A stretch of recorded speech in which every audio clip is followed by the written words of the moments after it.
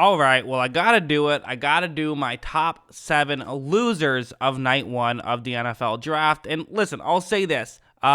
Just because you were a loser in night 1 does not mean you're going to remain a loser. There's been plenty of teams that had, the Patriots last year are a great example of, I thought, really weird first 2 selections in rounds 1 and 2, but still ended up with a ton of talent with what they did later on in the draft. So don't get too upset if I put your team here, or do. Getting upset can be fun sometimes. I get it. But I have to put 7 teams on the list. So some of these I actually don't even hate necessarily, but these are the teams that I felt like didn't make the most of their draft capital heading into tonight. And the first one on the list is the Arizona Cardinals. Loved the initial trade down. I thought that was great. They got a lot of value for that, and I was a fan. And I even thought that when they traded up, I didn't think it was insane value to get back up there. So all of that was fine.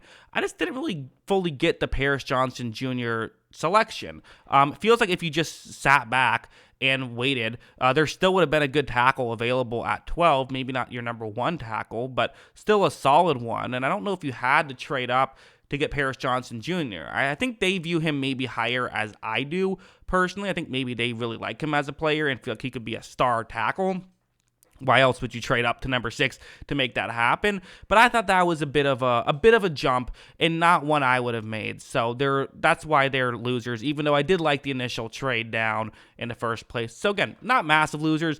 There's only a couple teams that I really disliked what they did in this one. They're not one of them. And another team that it's kind of a personal preference thing that for number 2 team that's going to be on the losing category is the Raiders.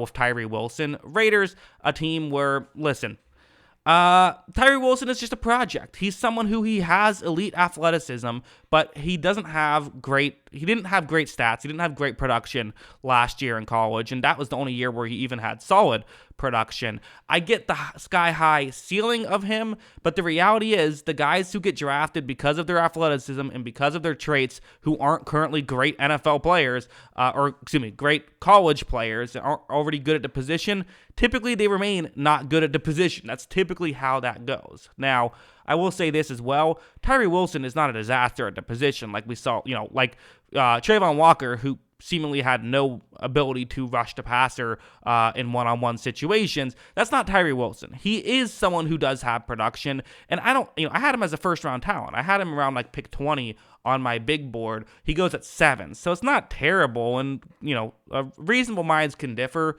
with him. I don't hate this selection, but it's not the one I would have made.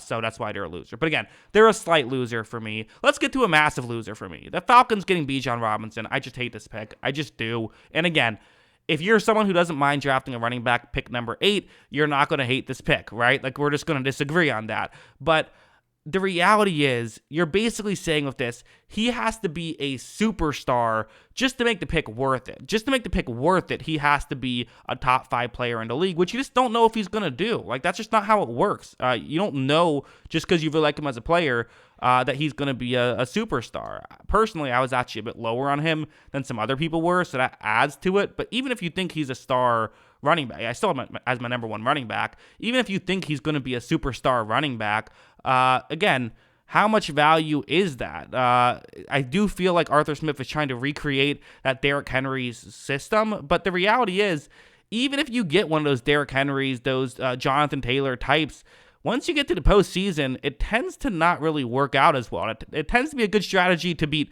Jacksonville and to beat Houston, and Jacksonville before they got good. But once you play teams that can throw the ball effectively, usually they're going to, again, it's about how many points per drive do you score, and usually they're going to score more points per drive. It's just not the right team-building philosophy, in my opinion, and I don't think the Falcons are ready to compete right now. I don't. I think the Falcons are going to take a couple years to compete, and, you only get a few years of a good running back shelf life, not to mention the fact that he's already going to be a very high-paid running back, because when you get picked number 8, he's already going to be a top 10 highest-paid running back just before he even takes a snap. So just not a pick I would have made.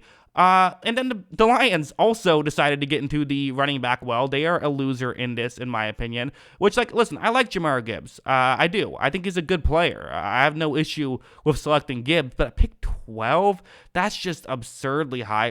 Him in the first round felt really high for me. Him at 12 is so high when there's so many other players that, in my opinion, are still really valuable pieces. And he's going to be a good player. Like, that's the thing about Robinson and Gibbs. They're both going to be really good day one players that help out their team. And for the Lions, you could argue they're in a bit more of a better position to draft a running back, simply because, they're ready to compete right now, whereas Atlanta isn't. And that's fair.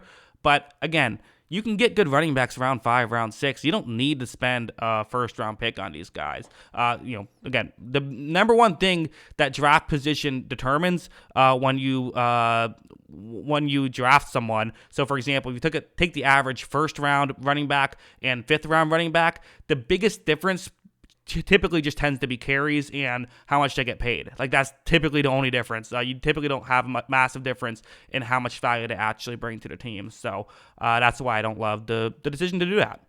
They also added Jack Campbell, who I like as a player. I don't hate that pick. It was still a bit of a reach for me as well, though. So the Lions, who had a ton of draft capital, I like to trade down, but they had a ton of draft capital heading into this, and I don't think made the most of it, even though Campbell and Gibbs are going to be two players who helped them out. I think they could have done more. That's how I view it.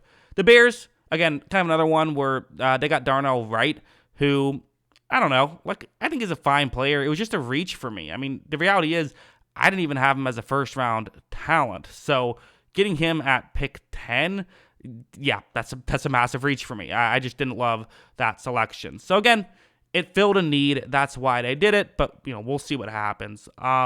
A couple other losses. These are light losses. The Jets, Will McDonald, that's one I threw on there. I don't hate it. They wanted to fill it. They got screwed. They wanted to tackle. All of a sudden, they got jumped, and they with the Steelers, they ended up not getting the tackle they wanted. They had to scramble. Ended up on Will McDonald. I think if they had more time, they would have traded down or maybe even traded up to get a tackle instead, but just didn't have the time to do it. So they instead stuck with Will McDonald, who could do some nice things for them, but that was a reach for me. I think they would have I would have rather him in round 2 than at pick 15. And then the Cowboys with Mazi Smith. This is a very slight loss. I needed a 7th team, and I couldn't figure out exactly who to throw on. I went with them because I think they wanted a tight end. They got jumped by Buffalo, and because of that, they kind of had to settle for Mazi Smith. But I think it's a slight reach, but I had him as a fringe first rounder. He goes pick 27. That feels right to me. I'm not too mad at it. They're very, very, very slight loss. That's like a 1-point loss because your kicker missed an extra point at the end of the game, right? There has to be a loser, but I needed 7 because that's how I typically make these videos. They are the 7th, but not in a bad way necessarily. So they're fine. But yeah, those are my 7 losers of the NFL draft. Tell me why I am the real loser in the comments below and why I am stupid for making those 7 teams be losers. I always love hearing from you.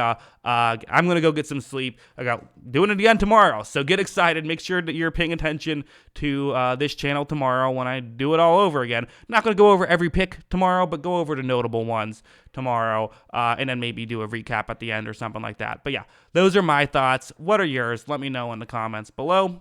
Always love hearing from you. And of course, as always, thanks for watching.